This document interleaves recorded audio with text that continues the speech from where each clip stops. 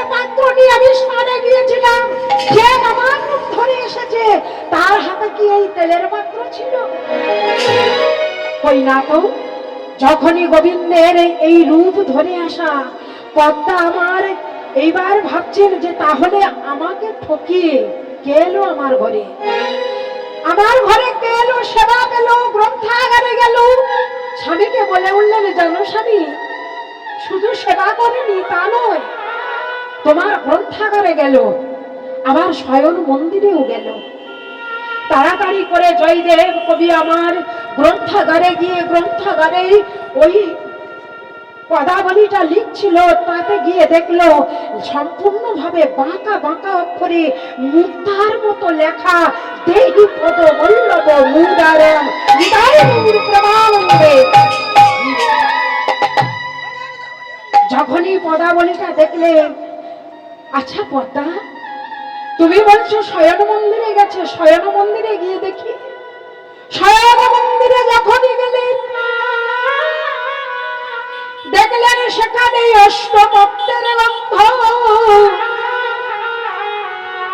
আর একটা কথা হলো, ভগবান সেবা যে পায় বুঝবেন কি করে?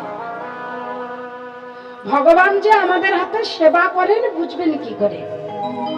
ভগবান প্রকৃত যদি সেবা করে, সেই সেবার বস্তুতে অষ্টপত্রের গন্ধ পাবে, সেই সেবার বস্তুতে প্রসাদে মহাপ্রসাদে অষ্টপত্রের গন্ধ পাবে। এখন তাড়াতাড়ি জয়দেব কবি এসে বলেছেন, দেখি এই আহারটা যেটা তুমি সেবা করছো, গন্ধটা দেখি। তাড়াতাড়ি করে সেখানে এসে দেখলেন অষ্টপত্রের গন্ধ। এই গন্ধ পেয়ে জয়দেব কবি বলে উঠলেন, পদ্মা,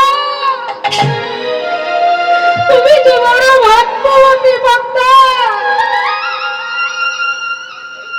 তোমার মতো ভাগ্যবতী আমি হতে পারলাম না, আমার ভাগ্যে নেই। তুমি আজ ভগবান,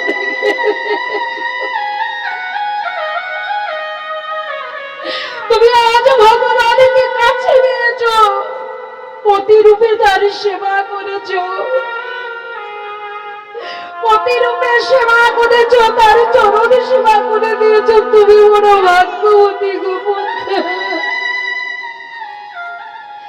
কেমন ভক্ত হলে তবে ভগবান তার হাতে সেবা করে? ভগবান বারবার করে প্রমাণ দিয়ে যায় যে আমাকে যে ডাকে আমি না গিয়ে থাকতে পারি না, আমাকে যে সাধনা করে, আমাকে যে ডাকে, কেঁদে কেঁদে ডাকে, আমি না গিয়ে থাকতে পারি না। ভক্তের লাগি আমি বড় দুর্বল, ভক্ত যদি ডাকে কাঁদে আমি কি করে থাকবো? দেহি পদ বল্লভ মুদারম, ভগবান নিজের হাতেই লিখে দিলেন। ভগবান দুটি জিনিস সহ্য করতে পারে না, এক হলো ভক্তের অহংকার, আর এক হলো ভক্তের চোখের জল। চোখের জলে কেউ যদি একবার বলে গোবিন্দ আমি তোমার, ভগবান না দেখা দিয়ে থাকতে পারেন না। ভগবান এত দয়ালু। তাই আজ কি করলেন? আজ বলেছেন, রাধে, আমি আমার মস্তকটা পেতে দিচ্ছি, তুমি আমার মস্তকের উপরে চরণ রাখো, তবু তুমি আমার সঙ্গে কথা বলো। যখনই বলেছে, এইবার গোবিন্দের এই কথায় রাধারানী তাও মন বলল না, রাধারানী তাও মন বলল না। রাধারানী তবুও মান করে বসে আছে। গোবিন্দ ভাবছেন আর বলবো না, আর বলা যায়?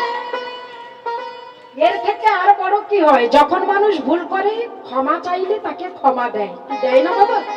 তাহলে আমি চরম করে ক্ষমা চাইছি, আমি করজোড়ে ক্ষমা চাইছি, আমি নত জানু হয়ে ক্ষমা চাইছি। বাবাই যখন ক্ষমা করলো না, আমি আর এই কুঞ্জে থাকবো। কুঞ্জ থেকে বের হয়ে গেলে, যখন কুঞ্জে থেকে বের হয়ে গেলে ওই কুঞ্জের দাড়ি ছিল দুজন সুখ আর শাড়ি, দুটি পাখি। এই সুখ শাড়ি বলে উঠছেন, দুজনে বলা বলি করছেন, শাড়ি কথা জানো, আমি জানতাম তোমার রাধারানী প্রেমময়ী, আমি জানতাম তোমার রাধারানী করুণাময়ী, কিন্তু এখন বুঝলাম তোমার রাধারানীর মতো পাষাণী আর কেউ হয় না। এত কাঁদলো, এত সাধলো, এত কাঁদলো, এত সাধলো, তবুও একবারও ফিরে তাকালো না।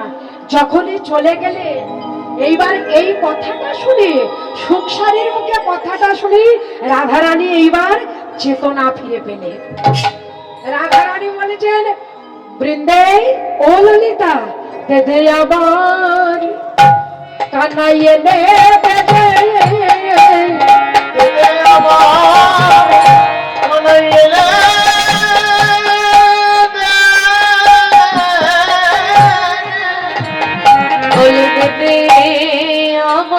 কানাই ও কানাই এনে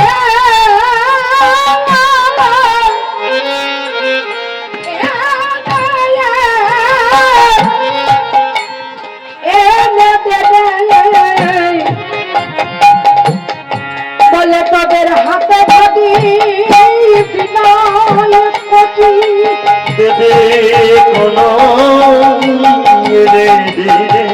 তোদের হাতে ভাবিয়া বিনয় কোটি হাতে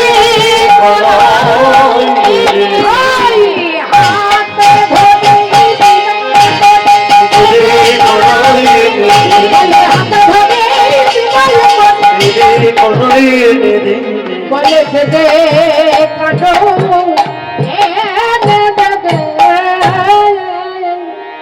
যখনই বললেন এত এত করে সাধলো, তখন কথা বললি না, এইবার এলে দে কানু চলে যেতে। সত্যি বাবা পারিস বটে, হ্যাঁ ঢং দেখলে আর বাঁচি না। যখন এতক্ষণে সাধলো তখন কথা বললি না, আর যেই চলে গেল এইবার বলেছিস আমার গোবিন্দ এনে দে, এখন কোথায় থেকে আনবো? যখনই বলেছিল দে দে আমার বল্লভ এনে দে, বারবার করে অনুনয় বিনয় করছি, এখন ওই জন্যই তোদের থাকা, তাই না? রাধারানীর সহচরী এইবার বৃন্দাধুতি চলেছেন, রাধারানীর আশীর্বাদ নিয়ে বৃন্দাধুতি আমার চলেছেন গোবিন্দ ফেরাতে। এখন দ্বাদশ বন খুঁজে খুঁজে কোথাও পেল না। এবার কি করলেন? কোথাও যখন না পেলেন, রাধাকুণ্ডের তীর বড় শীতল জায়গা। এখন রাধাকুণ্ডের তীর বড় ভালোবাসে, গোবিন্দ রাধাকুণ্ডের তীরে গিয়ে কি করছেন?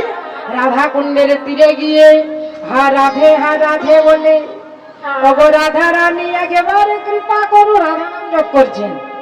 এখন রাধা নাম জপ করছেন, এখন এদিকে বৃন্দাদূতি চলেছেন।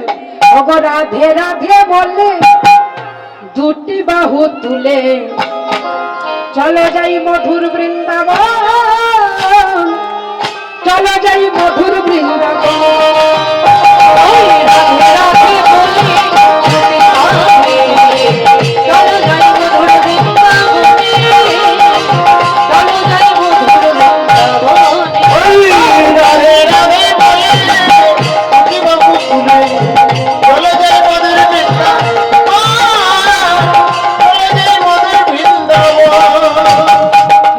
রাধে বলে দুটি বাহু তুলে চলো যাই মধুর বৃন্দাবন।